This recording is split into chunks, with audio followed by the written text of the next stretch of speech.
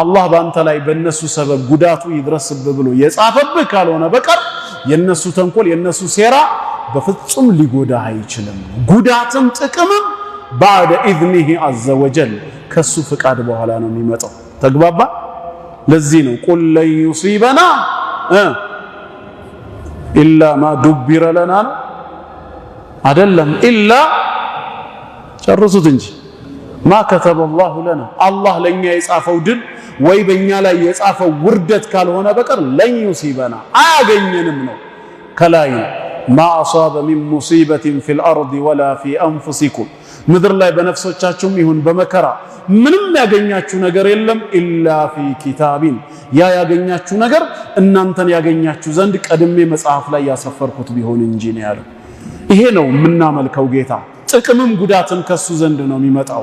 እናንተ ጌታ ነው ያድናችኋል ብላችሁ የምትሰብኩን አካል ጥቅምም ጉዳትም ከኔ ነው ብሎ አልተናገረ በመጽሐፉ ላይ። ምን ሊያደርግልን ነው የምናመልከው ታዲያ? ጌታችን ግን ሊጠቅመንም ጥቅሙንም ሊያስቀርብን ሊጎዳንም ጉዳትንም ሊያነሳልን የሚችል አምላክ በመሆኑ ይመለካል። ይሄ ነው ቁም ነገሩ። ግልጽ ነው ወንድሞች። አምስተኛ አላህን የምናመልክበት ሌላው ምክንያቱ ምንድነው?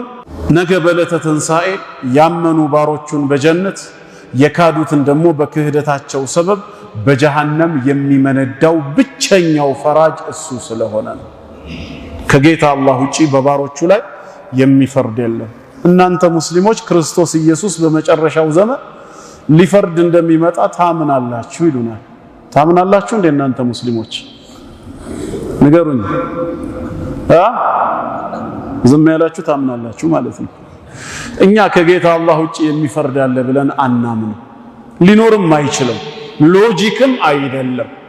እንዴት ነው ዒሳ አለይሂ ሰላም በእኛ ላይ የሚፈርደው? ለምን አይፈርድም ካሏችሁስ? የማይፈርድበት አንዱና ዋነኛው ምክንያት ህግን አልደነገገማ። ባልደነገገው ህግ ባላወጣው ሸሪዓ ይሄን አድርጉ ብሎ ሳያዘን ይሄን አትቅረቡ ብሎ ሳይከለክለን ነገ የውሙል ቂያማ ምን ብሎ ነው የሚፈርደው? ዋጂብ ያደረገብን ነገር አለ? ሐራም ያደረገብን ነገር አለ? የለም።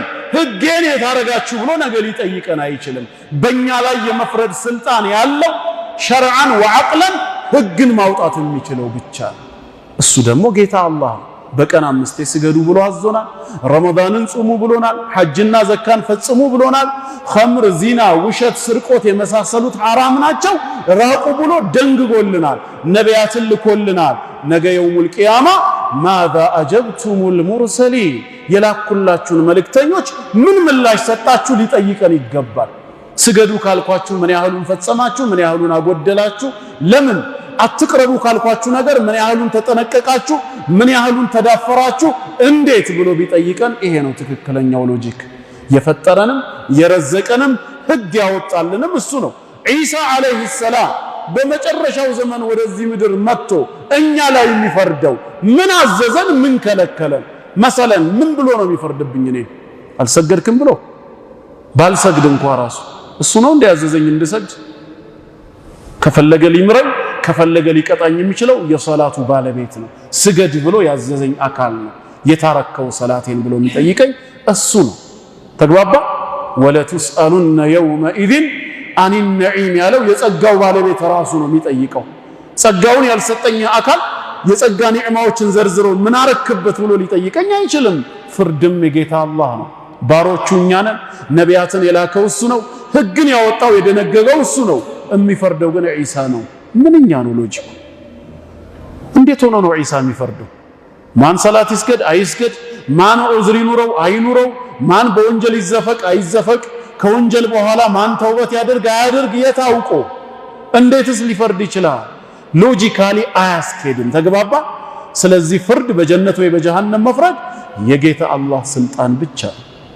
ለዚህ ነው አላህ ምን ይላል በሱረቱ መርየም ቁጥር 63 በሱረቱ ጋፊር ቁጥር 60 ቅድም ያየናቸው አንቀጾች ላይ ቲልከል ጀነቱ ለቲ ኑሪቱ ሚን ዒባዲና ከባሮችን የምናወርሳት ብሎ አውራሹ ራሱ ጌታ አላህ መሆኑን ነግሮናል።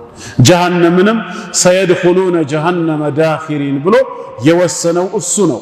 احشروا الذين ظلموا وازواجهم وما كانوا يعبدون እነዛን የበደሉ ከሃዲያንን መሰሎቻቸውንም ከአላህ ሌላ ሲገዟቸው የነበሩትንም ሰብስቧቸው ወደ ጀሃነም እሳት ሚን ዱኒላህ ፈህዱሁም ኢላ ሲራጢል ጀሒም ወደ ጀሃነም መንገድ ውሰዷቸው ነው የሚለው። ስለዚህ ወንድሞች ያው ሰዓት ስለሌለን ነው። በጥቅሉ እነዚህ 5 ምክንያቶች ጌታ አላህን በዚህ ምድር ላይ የምናመልክበት ዋና ምክንያቶች ናቸው። ከአላህ ውጭ እንድናመልክ ከአላህ ውጭ ሌላ አካል ጌታና አዳኝ አድርገን እንድንይዝ ስብከት የሚቀርብልን ከሆነ ሌላ ክርክር ውስጥ ሳንገባ በነፃነት ይሄንኑ መጠየቅ ይቻላል። እኛ አላህን የምናመልከው ሁሉንም ዓለማት የፈጠረ እርሱ በመሆኑ ነው። እናንተ ጌታ ነው የምትሉት አካል ዓለምን ፈጥሬያለሁ ብለዋል ወይ? እስቲ ካለ አሳዩን። ጌታ አላህን የምናመልከው ብቸኛው ረዛቃችን እሱ በመሆኑ ነው። ከአላህ ውጭ እንድናመልክ የምትጠሩት አካል እስቲ የቱ ጋር ነው ሪዝቅ በኔ እጅ ነው ወይ እኔ ረዛቅ ነኝ ያለበት? አምጡና አሳዩን። አላህን የምናመልከው ጥቅምም ጉዳትም እሱ ዘንድ ብቻ ስለሆነ ነው። ይሄንን ማድረግ ይችላል እናንተ ጌታ የምትሉት? አዎ እችላለሁ ብሎ ስለራሱ ተናግሯል። ካለ የቱ ጋር? ስለዚህ አላህ በብቸኝነት ሊመለክ የሚገባው በቂ ምክንያት መሆኑን ከጌታ አላህ ቃል ከራሱ ማየት ይቻላል።